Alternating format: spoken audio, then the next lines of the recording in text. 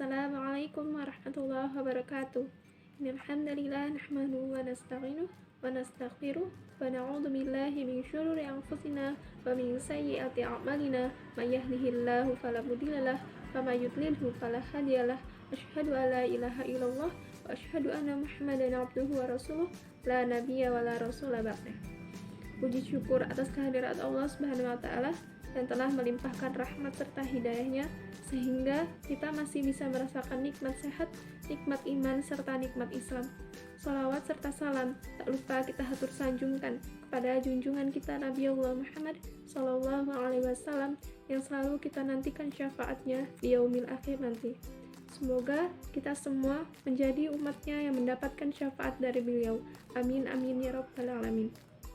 Yang saya hormati Ibu Mira Salviani MPD serta teman-teman yang saya banggakan.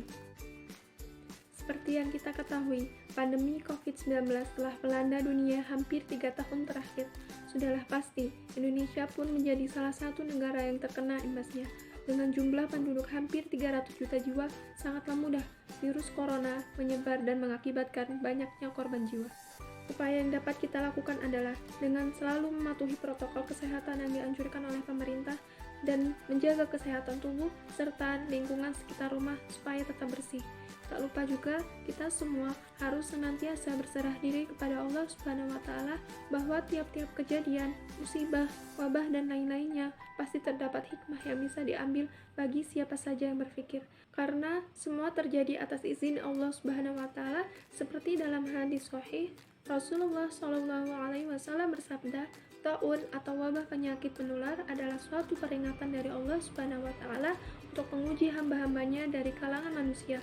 Maka apabila kamu mendengar penyakit itu terjangkit di suatu negeri, janganlah kamu masuk ke negeri itu, dan apabila wabah itu berjangkit di negeri tempat kamu berada, jangan pula kamu lari daripadanya. Hadis riwayat Bukhari dan Muslim. Teman-teman yang saya hormati, dengan adanya pandemi COVID-19 ini mengakibatkan krisis segala permasalahan penduduk, entah itu menurunnya sistem ekonomi, pendidikan, mental, perilaku, naiknya jumlah kriminalitas, dan pengaruh buruk lainnya. Pandemi COVID-19 dapat memperburuk keadaan dan kondisi seseorang, termasuk pada anak, karena anak cenderung mengalami depresi dan kecemasan.